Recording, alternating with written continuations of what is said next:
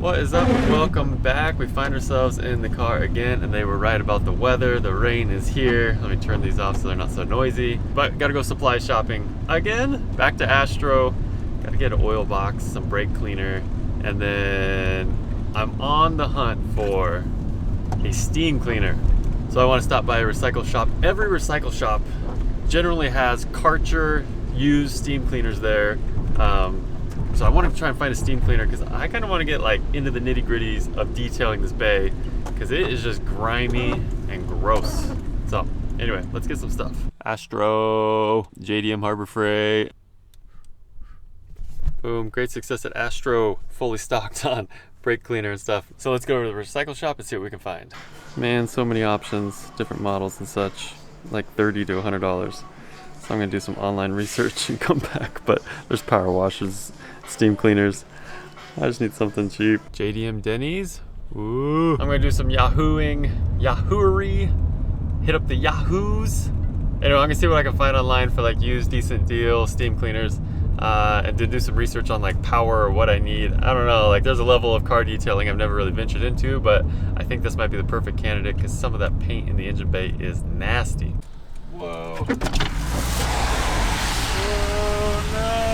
A new day, a slight reprieve in the weather. Looks like it's gonna rain again. A few jobs I want to knock out. Most importantly, the valve clearance adjustment. That's the #1 recommended thing to do from you guys. So yeah, I'm gonna take care of that. I'm gonna get that power steering pump off there so I can get that cleaned up so it looks fresh. So kind of like piece by piece making progress on all these different aspects of the car, like refreshing, repainting, doing all that, and then kind of right at the very end, like boom, get it all back in the car and it should all look pretty good. So let's keep plugging away.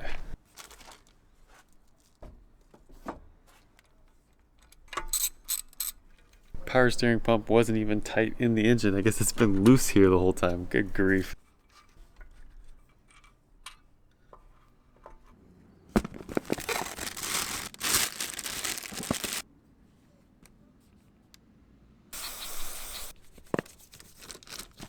All right, phase 1, brake cleaned, all cleaned. I'm gonna hit it with a wire brush now and see if I can shine it up a little bit.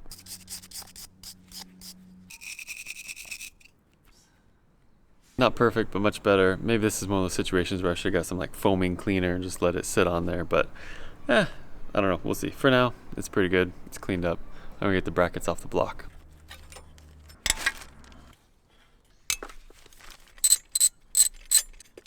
And here's pieces off the car. They're coated in oil right now, but they'll get brake cleaned, wire brushed, rust converted, and then chassis blacked and look fresh as new. And then this thing too is gonna get cleaned up and then shot in some of that, you know, high temp silver. Be looking fresh. And you can see I hit the power steering pump with, or power steering reservoir with some brake clean. It cleaned up pretty good, but I'd like to do like one final clean on it as well. So this little section of the bay is getting all tidied up. And you know, like front covers, I cleaned all those too, so it's just all gonna look, you know, clean and fresh. Hence why I was trying to find a steam cleaner, because you know, like all that grime in there, like I don't know, this is really getting me excited to do like a full clean and refresh, a real deep clean, to see how good I can make this really neglected bay look.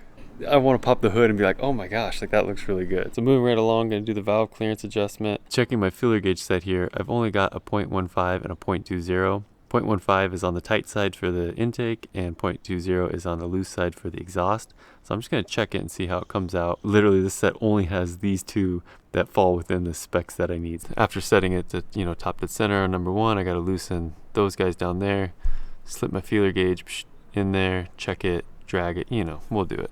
Alright, so just getting started, I've already hit a snag. My torque wrench goes down to 40 Newton meters and I need to get down to 20 Newton meters for tightening the lock nuts on the adjusting screws. So I'm already set at top dead center on #1 and I just want to make sure my feeler gauges are going to fit in there and everything else works out, because there is a special tool to do this that makes it really easy. Shout out to Dave, Speed Academy, DP, thank you. He sent a link to it, so I'm going to see if maybe Astro has that tool. Amazon does not, so I'll see what I can come up with that. Looks like rain is trying to come down right now, but I just want to try and do #1 to see if I can do it with what I have, and then we'll get the proper torque wrench. #1 here, let's see, this is the 0.2 and it's sliding through. It might be a little bit loose. I might bend this like I've seen people do, and that'll give me a nice angle, because right now it's kind of like a weird radius thing that's putting tension on it. What a nice little bend in it there. So let's try this again. Number one, sliding it in there. I'm no pro. I'm gonna say it's a hair loose. And then on this side, boy, they don't feel too bad. Probably a bit loose. It's got that snug feel that they say, like it should drag a little bit, but it's definitely going in and out pretty easy. I might do the intake as well just to check it, see if it feels in comparison. Oh man, the rain's really trying to come down. This is our 0.15. They're both kind of draggy, but I'm not gonna know until I really adjust it out. All right, so I just cracked this one loose on the exhaust here. I'm gonna try and tighten it up until it gets snug on my feeler gauge. It seems like it's gonna maybe work, but I might see if I can get the tool for it. What I'm struggling with is as I use that 10 mil to tighten up that set screw, or the set nut, locking nut, whatever, it's gonna move the screw. And so the special tool allows you to hold the screw and tighten the nut around it. Hey, what up? So today is a big day. And why is that, you ask? Because today I've got a flex head ratcheting wrench. The first one I've ever bought. I don't have a full collection. I got this one wrench. Someday we'll get the full set. But this I'm hoping will allow me to do the valve adjustment and also to complement that. While shopping, I picked up a new torque wrench that goes 20 Newton meters up to 110. Some YouTubers are out there buying cars and stuff, and I'm excited to get a 10 mil ratcheting wrench. Woo! Anyway, let's see if we can make some progress on this valve adjustment. All right, so here's the plan, and you get to be disappointed with me as I just tried this. So on the locking nuts down there, I got this guy with the, flexible head, so I could put it down there like that, and then get the screwdriver still through the middle, hold the screwdriver in place, and then tighten down the nut. However, with the cams, or with the space provided or allotted or whatever, it doesn't fit. That sucks. Yeah, so I guess what I'll do, I'm just gonna hold the nut in place, tighten it down, try and just get it a little snug like that, and then I'll come in with a socket and torque it. All right, so I don't know if I can technically do this by proper thickness gauge rules, but I have a 0.15 and a 0.03. If I just stack those up, then I have a 0.18, which falls in the middle spec for both the intake and the exhaust cams. So I think I'm gonna try and just feeler gauge it like that and see how it goes. And then I feel better about being in the middle of the range and not on each end of the extreme of the range.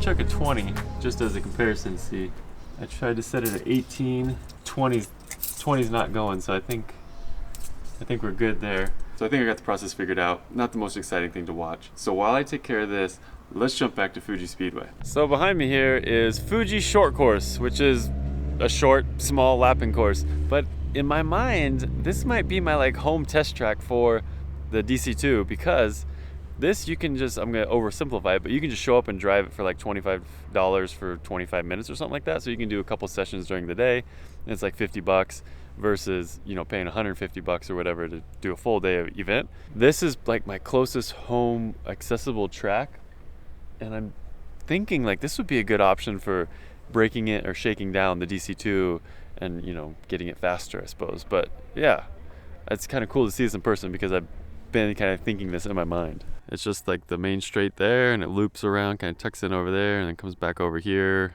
back up and around. And I think, they can run it that way, or they can run it on the outside. So while I was here at Fuji, I just wanted to kind of take a look at that. And so say a shameless plug, check out the other Fuji content on my channel, from Attack Fuji, from the SR Drift Meeting, from SR Heritage Japan, lots of S chassis stuff, and then some Time Attack stuff, and then just what a Japanese lapping day looks like. So all that's on the channel as well. Take a look. All right, let's get back into it. Back to the regular stuff. So there you go. What'd you think of that? Fuji short. I think it might work out pretty darn good if it's kind of arranged like I think it's arranged. So we'll figure all that out in due time. But while you were at Fuji Speedway, I was here finishing the valve lash adjustment, valve clearance adjustment. And so here's kind of the results. So as I was experimenting, I forgot to check number one before I even started, but here's the other ones. The exhaust sides on top, intake sides on bottom. So yeah, it goes 26 and 20. 25, 21, 22-ish, 26 and 22. So if you see here at the top, we'll do the exhaust first because that's on top. Range for the exhaust goes 17 to 21, so these were all way out, and I imagine number one was the same. And so then for the intake, these are 20, 22, 20, 22, and the intake here, like 19, is on the high side. So the whole valve train was loose.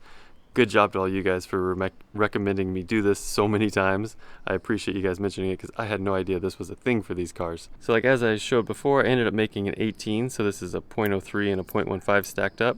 And I did them all to 18. The exhaust side ended up all being set at 19 basically, which is fine. That's like more in the middle for the exhaust, and 18 is pretty well in the middle for the intake.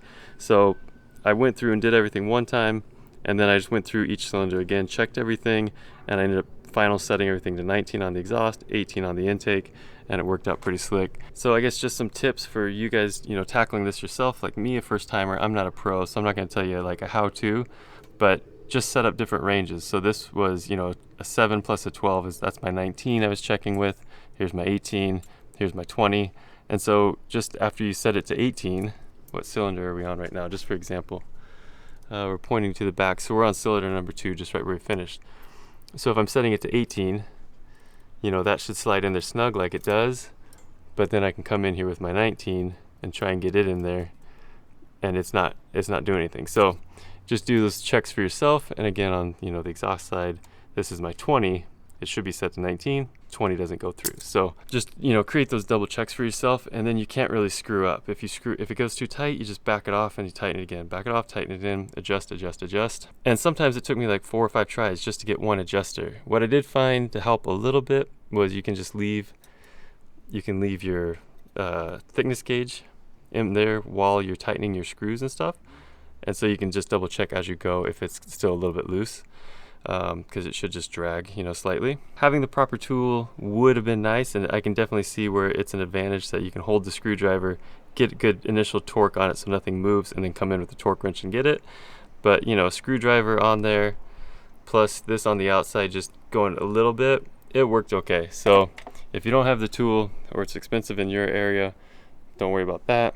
Just check the factory service manual for specs and stuff, because it shows you like your timing up arrow should be up for number 1, over for number 3, down for number 4, to the intake side for number 2, which looks like this. The up arrow, or the up, is pointed towards the intake, so that's cylinder number 2 you're working on. And the factory service manual, that's as exact as they get. They don't say like set up your degree cam wheel and really double check top to center. They just said point it each direction and double check it. So you don't have to go too crazy. So yeah, I'm already talking too much, but I thought this would be kind of complicated. It turns out to be rather quite simple. Just take your time. If you have questions, put them down below. Like I said, it's my first time doing it, but it worked out just fine. So I think you guys can do it as well. I really appreciate so many of you said, Steve, do the valve adjustment, and I had no idea it was such a thing on these cars, but they were all way out, as you can see. So maybe the valve train is going to be a little bit quieter now and not so knacky, but yeah, let's move on. All right, moving on. But before we do, let me know down in the comments who is going to be ripping tech at the track first, me and my DC2, or DP of Speed Academy in his ITR build that they've been teasing. It's got the fresh paint job, it runs. Who's going to be at the track first? Let me know in the comments. When you're down there, hit the like button. And just a note, DP is usually in the comments of these videos, so he will see what you say. So who do you think is going to be on track first? All right, let's move on. I didn't want to let you guys down. We got some more painting to do, and we got to acknowledge a fallen comrade here. The Indox, this is the absolute champion rust converter, rust stabilizer. It's empty. So Indox, you've done your job well. I will buy it again, but I just happened to, at the same time I bought that, I had bought this Holt version as well. So I'm gonna give this a shot. it is what I have, and yeah, we'll see how it compares. But yeah, 11 of 10, 100% would recommend this Indox rust stabilizer if it's available in your country. I got it on Amazon. It's 100% worth it. Really enjoyed how this stuff works. So on this episode of Steve's Rattle Can Corner, we got the power steering brackets. We got the oil dipstick, which along the shaft here, it's all rust, which is gross. We got the little header bracket, we got the little heat shield by the power steering, and then we have the valve cover hardware, which is just looking like old and tarnished or whatever.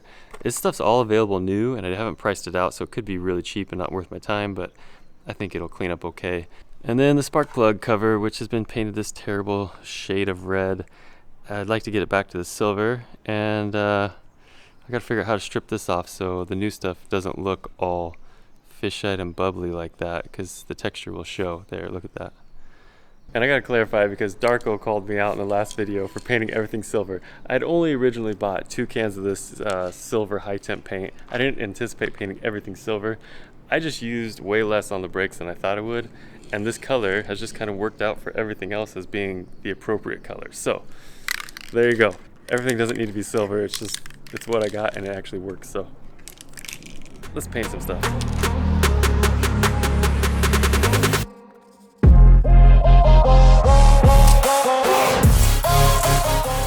Victory here. This is our silicone off, which is like mineral spiritsy kind of, or lacquer thinner maybe. A little heavily soaked rag on this spark plug cover, and it just strips it back to the original silver.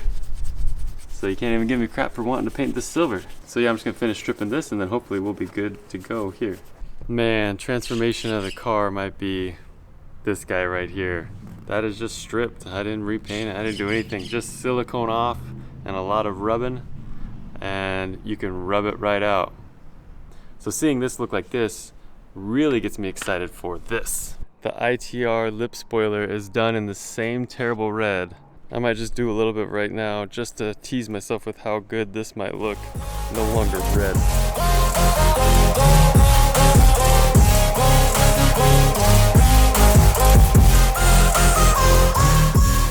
There you go. How good is that? I had no idea this was gonna work out like this. I was thinking I'd probably just paint it black or something with more spray paint and cover it up, because I thought that was kind of just stuck there, but this is amazing. I'm so happy that came off like that. I've wanted an ITR lip for a super long time. I'm really happy to have one, because now I can put it on my S14. Just kidding. It's gonna go on the car. I cannot be more pumped about that. Just have like another 6 or 8 feet to go. But that'll be for a future update. I just wanted to test it, tease myself, tease you guys. So get excited for that. And finished results, power steering brackets, nice and black. Hardware for the valve cover, nice shiny silver. I put the coil, or the spark, I keep saying coil pack cover. Put the spark plug cover next to it just to show the contrast. Obviously there's a difference, but I'm good with it. And then a couple little heat shields and brackets getting ready to go back on. I'm just gonna let this stuff dry some more, and we'll probably do that next time. But last thing for today, I think, I just wanna clean up the gasket surface for the valve cover, and then get rid of all this black gunky oil along the cam holders there, just so it's all fresh and ready to go. Then once the valve cover's back, it's just a matter of throwing it on, and I think just, you know, reinstalling everything else, dressing it up. We're getting really close to having like no more rags on top of the engine, basically. We're getting really close to having a complete engine bay that I can then do like the final detail on it. That's gonna be so nice. So yeah, I'm gonna get that cleaned up.